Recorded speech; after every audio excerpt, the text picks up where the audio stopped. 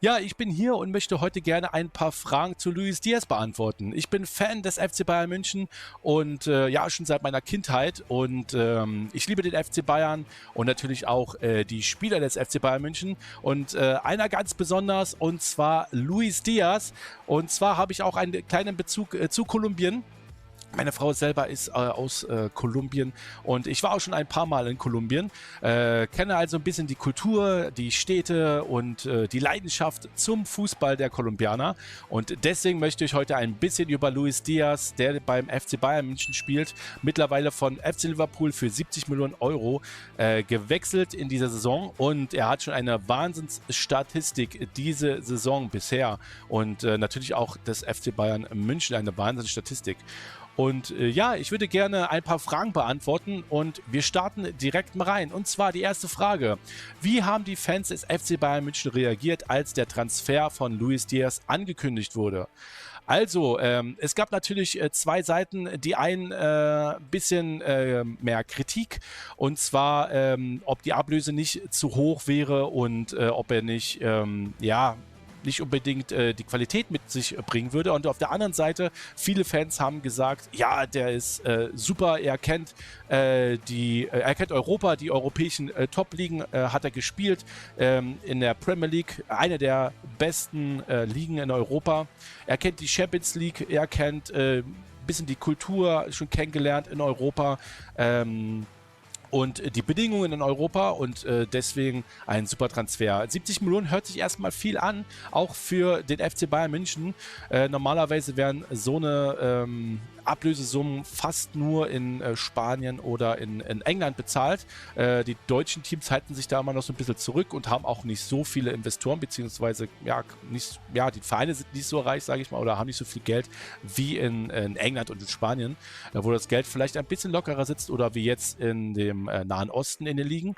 Und deswegen sind 70 Millionen ziemlich viel Geld für den FC Bayern München und es ist der drittteuerste Transfer für den FC Bayern München in der Vereinsgeschichte. Harry Kane war der teuerste, danach Lucas Hernandez, der Franzose und dann kommt der Kolumbianer Luis Diaz. Also da schon eine deutliche Erwartungshaltung der Fans an den Spieler Luis Diaz. Und ja, deswegen auch, wie gesagt, ein bisschen zwiegespalten, dass manche gesagt haben, naja, wird es nicht vielleicht ein bisschen zu teuer und bringt er denn die Qualität mit?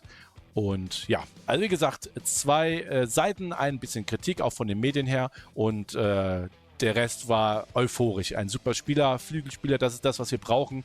Wir hatten früher einen Franck Ribéry, einen Robben, und Coman, der uns verlassen hat und Leroy Sané, der uns auch verlassen hat im Sommer, haben natürlich eine große Lücke gerissen und deswegen brauchte der FC Bayern einen Flügelspieler.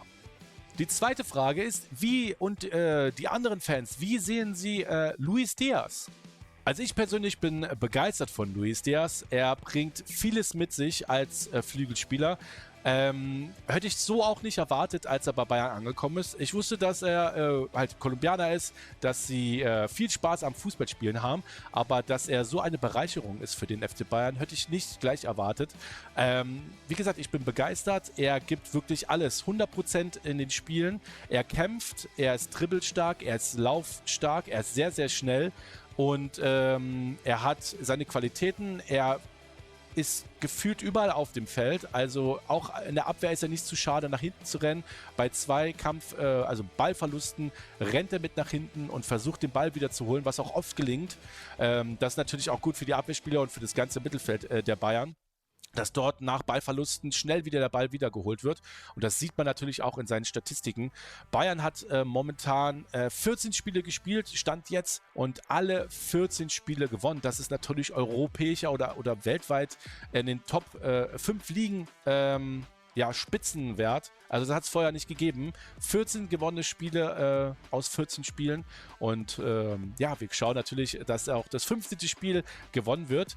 Und kleine Statistiken noch zu seiner Person. Also momentan, wie gesagt, 14 Spiele hat Luis Diaz gespielt, beziehungsweise 14 Spiele hat der FC Bayern absolviert und er stand immer auf dem Platz.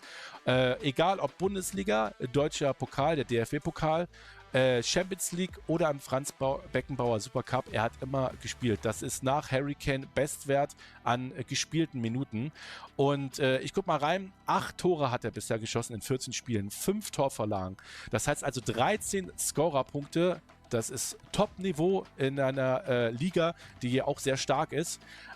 Auch nach Harry Kane natürlich der beste Torschütze bei den Bayern. Dazu kommen dann noch 4 Länderspiele mit Kolumbien und wir wissen alle, Reisen nach Kolumbien bzw. von Europa nach Kolumbien sind, also ich persönlich finde es sehr, sehr anstrengend. Ich war auch schon ein paar Mal, wie gesagt, in Kolumbien und habe, ich glaube, 15, 16 Stunden im Flugzeug verbracht, beziehungsweise auch Flughäfen mit Transfer im Flugzeug. Es ist sehr, sehr anstrengend. Also jeder, der mal nach Europa kommt, beziehungsweise nach Kolumbien fliegt oder andersrum, wird merken, dass es für den Körper sehr anstrengend ist. Reisestrapazen. Dann muss man bedenken, er ist aus England nach Deutschland gekommen, auch andere Kultur nochmal, anderes Wetter, alles Umstände, die auf den Körper einwirken. Und dann bringt er so einen Spitzenwert aufs Papier. Also ich für meinen Teil finde, Luis Diaz passt perfekt zu Bayern rein. Die Fans sind eigentlich auch begeistert. Es gibt einen kleinen Kritikpunkt momentan und das ist die Chancenauswertung. Er hat leider auch im Hinblick darauf, dass er sehr viele Tore und Vorlagen gemacht hat für den Verein, aber auch leider eine sehr hohe Quote an vergebenen Großchancen. Da ist er auch Spitzenwert. Momentan sehe ich das ehrlich gesagt noch gar nicht so schlimm an. Manche Fans, ja auch im letzten Video gesehen von Golasso, haben so ein bisschen die Hände über den Kopf geschlagen und so, Mann, wie oft muss er denn noch so eine Großchancen verballern? Ich sehe das ehrlich gesagt nicht so schlimm. Wie gesagt, diese ganzen Umstände, du kommst in ein neues Land, fügst dich in eine neue Mannschaft rein, klar kostet du 70 Millionen, aber du musst dann auch funktionieren. Wir sind ja keine Roboter, wir sind auch nur Menschen und ich finde, Luis Diaz gibt wirklich alles. Er ist sehr sympathisch, er fügt sich ins Team ein. Ich glaube, er ist auch im Team sehr, sehr gut angesehen, weil er auch so hart arbeitet und ich finde den Vergleich mit Leroy Sané ein bisschen unangebracht, weil Leroy Sané, wie viele Jahre hat Bayern München, wie viele Trainer haben versucht, Leroy Sané beizubringen, nach hinten zu laufen, nach hinten zu kämpfen. Und das hat Luis Diaz vom ersten Sekunde, vom ersten Moment an in den Spielen für Bayern München gemacht. Also von daher top. Schon in dieser Statistik ist er weitaus besser als Leroy Sané. Klar, er ist vielleicht auch genauso schnell, vielleicht sogar ein bisschen schneller als Leroy Sané. Er schießt auch mehr Tore als Leroy Sané.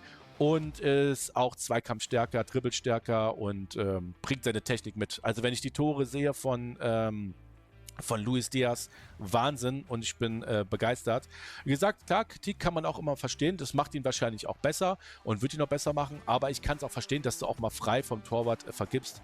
Solange man die Spiele gewinnt, ist alles in Ordnung. Wir haben wie gesagt, eine so große und gute Statistik momentan, Europas Spitzenwert und da kann man sowas noch verzeihen. Wenn natürlich so eine Sachen jetzt wie jetzt in den nächsten Spielen gegen Leverkusen oder gegen Paris Saint-Germain in der Champions League passieren, ja, da wird die Kritik wahrscheinlich auch ein bisschen lauter.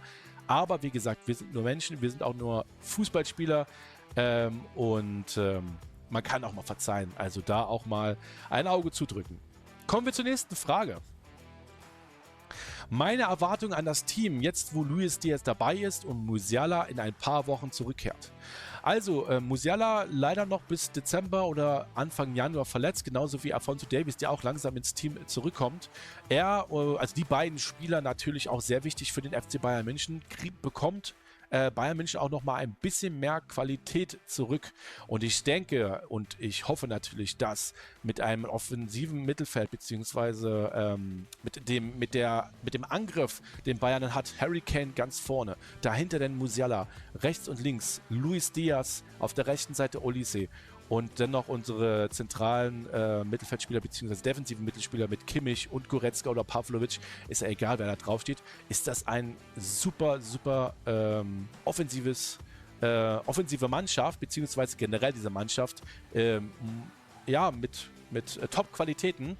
Und wir hoffen natürlich als Fans, für den FC Bayern München, dass es auch dieses Jahr klappt mit der Champions League, dass wir da weit kommen und hoffentlich sogar, drückt die Daumen, die Champions League gewinnen.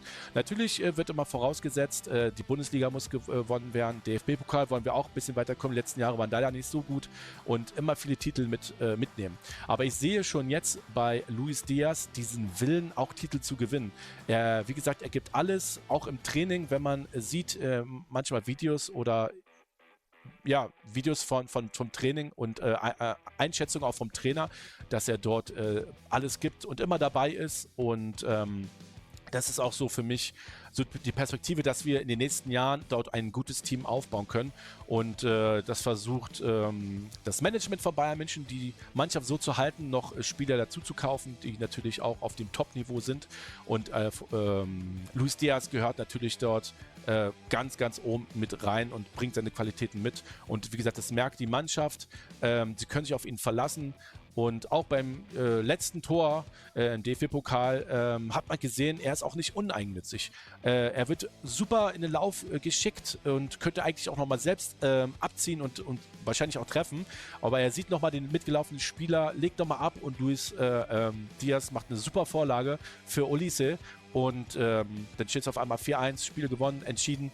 Und also wie gesagt, für mich einer mit der Top-Spieler bei Bayern München. Ich finde ihn toll. Und ich hoffe natürlich auch, dass ihr ihn toll findet, Luis Diaz, und dass ihr die Spiele vom FC Bayern München schaut. Und wenn ihr wollt, gerne mal auf meinen Kanal reinschauen. Ich danke euch, dass ihr dieses Video geschaut habt. Ich danke natürlich an Golasso. Grüße gehen raus nach Kolumbien an alle Fans, an alle Fußballfans, alle, die dieses Video schauen. Ich hoffe, ihr bleibt gesund, ihr bleibt so fußballbegeistert, wie ihr seid in Kolumbien. Und vielleicht sieht man sich ja mal auf meinem Kanal. Also vielen Dank, dass ihr das Video geschaut habt. Vielen Dank an Golasso und an alle Fans und bleibt gesund. Bis dann. Adios.